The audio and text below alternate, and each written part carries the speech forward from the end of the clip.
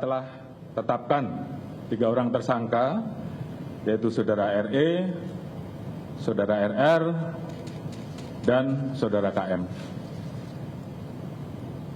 Tadi pagi dilaksanakan gelar perkara dan tim sus telah memutuskan untuk menetapkan Saudara FS sebagai tersangka.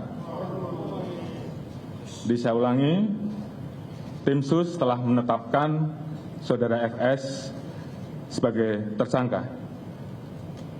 Terkait dengan pasal apa yang disangkakan dan proses penyidikannya nanti akan dijelaskan secara khusus balik oleh Pak Kabar Eskrim selaku tim penyidik dan juga beberapa hal yang memang akan dijelaskan oleh Pak Irwasum sebagai Ketua Tim Sus yang mengawali bagaimana proses ini menjadi terang benderang.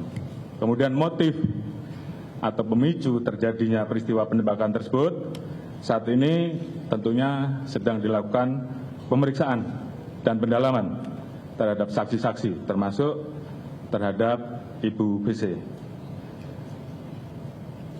Terkait dengan penanganan oleh tim Irsus terkait dengan proses dugaan pelanggaran terhadap kode etik ataupun pelanggaran tindak pidana lain yang ditemukan selain peristiwa utama nanti akan dijelaskan secara khusus oleh Pak Irwasum.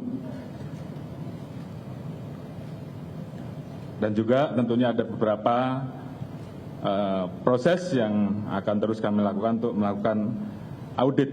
Mungkin selanjutnya saya serahkan kepada Pak Irwasum untuk mungkin bisa menyampaikan beberapa hal. Saya persilakan.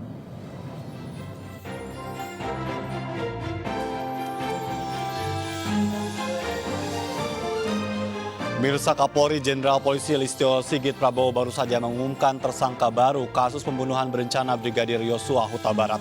Dia adalah Irjen Polisi Freddy Sambo. Jadi total ada 4 tersangka dan ada 31 personil polisi yang masih dalam pemeriksaan khusus. Saya Ajatul Ratma, Anda menyaksikan MNC News Prime.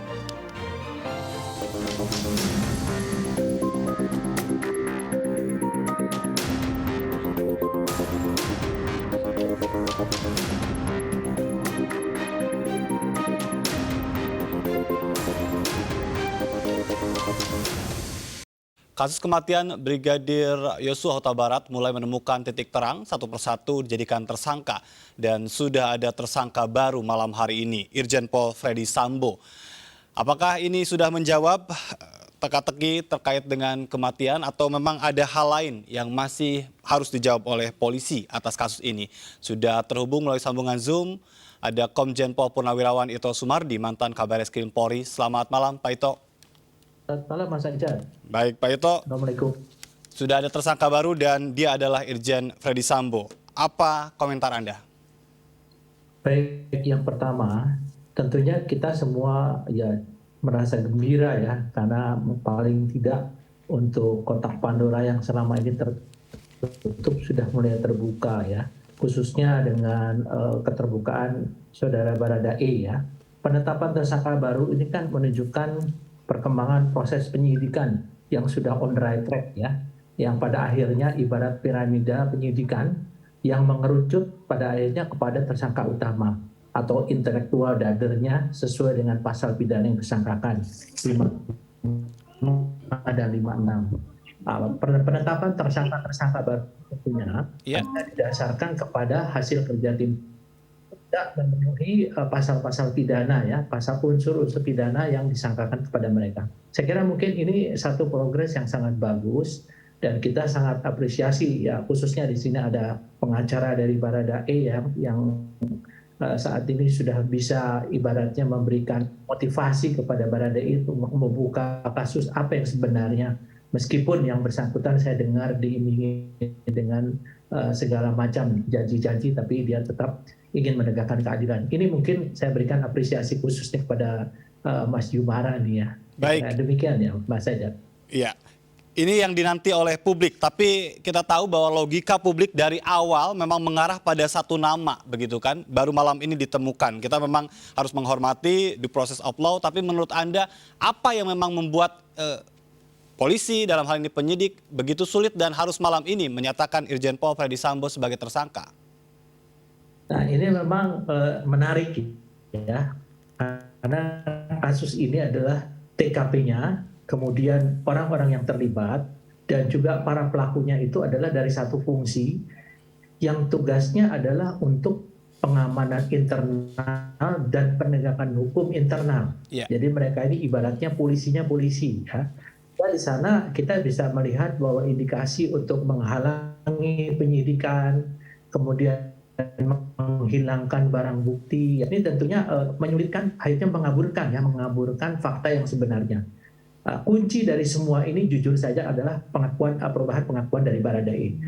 Kalau Baradae ini tetap memberikan pengakuan yang yang semula, saya kira ini akan bisa terungkap ya. Saya kira ini mungkin yang menyebabkan kasus ini sulit untuk dibuka sejak awal ya. Baik. Dan ini makanya masyarakat juga di sini tentunya atas perintah Presiden ke Kapolri menyebabkan percepatan untuk kasus ini dibuka seluas-luasnya dan seobjektif mungkin. Apakah cukup sebuah pengakuan itu untuk menjadikan seseorang sebagai tersangka? Karena kan butuh bukti lain yang kuat, sementara kita tahu TKP sudah dirusak dan ada beberapa barang bukti yang kabarnya masih terus dicari. Ya, pengakuan itu kan salah satu alat bukti ya, baru salah satu alat bukti. Dan juga ini bisa jadi petunjuk. Nah, nanti akan disesuaikan dengan alat bukti lain, yaitu pengakuan saksi-saksi lain, saksi ahli ya, kemudian keterangan daripada saksi ahli di bidang forensik, dan juga barang bukti ya. Tapi yang jelas di sini adalah apa yang sudah dilakukan oleh tim sus selama ini on the right track lah ya. Saya kira mudah-mudahan pengakuan ini betul-betul bisa membuka apa yang saat ini menjadi teka-teki di kita semua ya. Baik, Pak Ito, ini sudah ada 4 tersangka ya yang kita tahu memang di awal ada Baradae, kemudian ada Brigadir R, kemudian ada juga KM begitu, dan Verdi Sambo. Menurut Anda, sudahkah 4 ini saja atau akan ada tersangka yang lain? Kalau menurut saya akan ada tersangka lainnya, karena kan tadi sudah disampaikan oleh Pak Irwasum bahwa 31 personil yang diamankan saat ini masih dikenakan pelanggaran profesi. Tapi tidak menutup kemungkinan mereka itu nanti akan dikenakan tindak pidana ya. Kenapa? Karena kan prinsip kehati-hatian dan kecermatan ini kan harus betul-betul diutamakan ya. Nah, kita semua tahu bahwa azas praduga tak bersalah harus dikedepankan. Tetapi di sini sekarang semakin mengerucut ya, karena kan kejadiannya di satu tempat. Jadi saya kira akan memudahkan untuk bisa mengkaitkan antara satu dengan yang lain. Mungkin ada pertanyaan, mereka itu saat ini diamankan di mana? Mereka ini secara terpisah. Ya ada yang di Brimob, ada yang di tempat yang lain, ya tempat penahanan lain di Polda, kemudian di Polres. Sehingga mereka tidak bisa berinteraksi. Dan masing-masing nanti akan di cross check, disesuaikan pengakuannya. Sehingga akan mengerucut menjadi satu kesimpulan ya. Baik, Pak Ito, apakah bisa disatukan antara dugaan pembunuhan berencana dan juga obstruction of justice? Ini kan berkaitan dengan yang tadi 31 orang yang sedang diperiksa. Apakah itu juga bisa terkait dengan pidananya? Ya sangat bisa ya, sangat bisa, karena kan kita melihat peran masing-masing ya. Contohnya misalnya orang yang AP, yang saya dengar membersihkan darah, dia tahu kan itu ada kejadian. Kemudian ada baju, ada yang sengaja menghilangkan atau merusak barang bukti. Nah, peran masing-masing ini nanti akan didalami. Apakah dia melakukan secara individu atau dengan kesadaran atau atas perintah? Karena ini pun nanti akan mempengaruhi pasal pidana apa yang dikenakan kepada yang bersangkutan. Kita tentu tahu kan kalau bisa dipidana ada yang misalnya pelaku utama itu ada dikatakan intelektual dader ya, don't plager. Bisa juga ada yang pelakunya plager atau don't plager ya, atau mid plager ya, yang turut serta. Jadi nanti dilihat selain peran, tentunya akan dilihat mengapa dia melakukan tersebut, akan didalami. Kalau memang dia disuruh, tentunya akan ada pasal pidana lainnya yang Baik, dikenakan. jadi tidak selesai dari penetapan tersangka Freddy Sambo, akan ada juga tersangka lain, tadi disebutkan juga ternyata ada bintang 2 dan bintang 1 ya. Nanti kita akan lanjutkan lagi, Pak Ito, tetap bersama kami pemirsa, tetap di MNC News Prime. Kami akan kembali.